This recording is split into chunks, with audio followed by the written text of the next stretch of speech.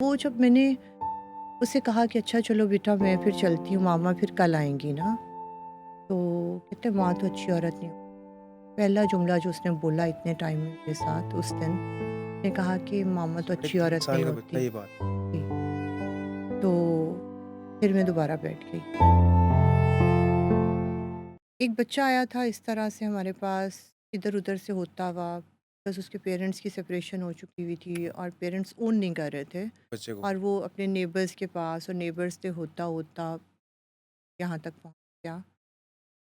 तो वो बच्चा सोता नहीं था खौफ से ना, और वो 3 साल का बच्चा था, साढ़े 3 साल जब हमारे पास आया।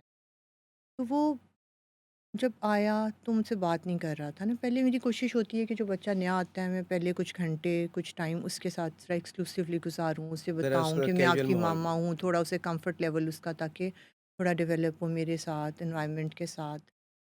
तो वो बच्चा नहीं हो रहा था कंफ़र्टेबल ना, और मैंने हर तरह से कोशिश की। मैं खुद भी एक साइकोलॉजिस्ट हूँ, तो थोड़ा बहुत आपको एक आइडिया होता है बच्चों की। क्या उसके ज़हन में चल रहा है? हाँ, तो उससे जब वो किसी बात पे तवज्जो ही नहीं दे रहा था, मतलब कुछ सुनने को ब्लैंक ही था तैयार बिल्कुल। नहीं था, ब्लैंक था। छत को देखे जा रहा था, सुलाने के लिए लिटाया तो आँखें खोल के छत पे लेटा, छत पे देखे जा रहा था लेटे हुए। तो वो जब मैंने उससे कहा कि अच्छा चलो बेटा मैं फिर चलती हूँ, मामा फिर कल आएँगी ना। तो कहते माँ तो अच्छी औरत नहीं होती। पहला जुमला जो उसने बोला इतने टाइम में मेरे साथ उस दिन, उसने कहा कि मामा तो साढ़े अच्छी 3 औरत साल नहीं का बच्चा होती। ये बात। जी, तो फिर मैं दोबारा बैठ गई।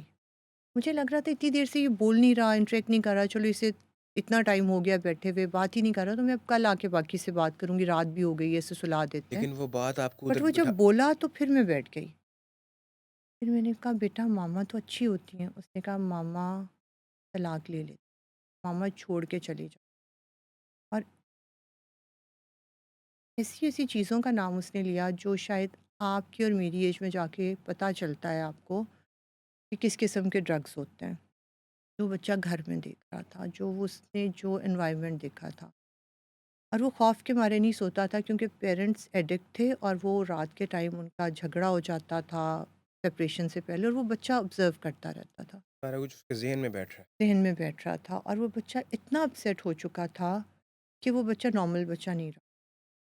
ख़ैर उसको मैंने थोड़ा कंफर्टेबल किया, मैंने उससे प्यार किया।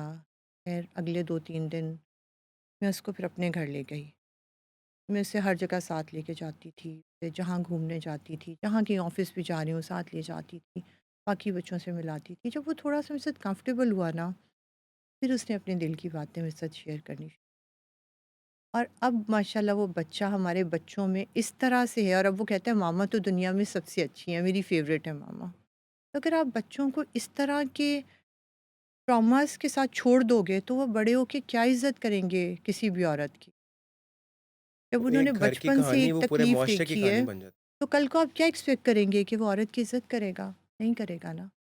तो हमें सिर्फ़ बच्चों को खाना नहीं देना, छत नहीं देनी, है। तरबियत करनी एजुकेशन टाइम देना। नहीं देनी, ये सब ज़रूरी है, लेकिन हमने उनको तरबियत देनी है।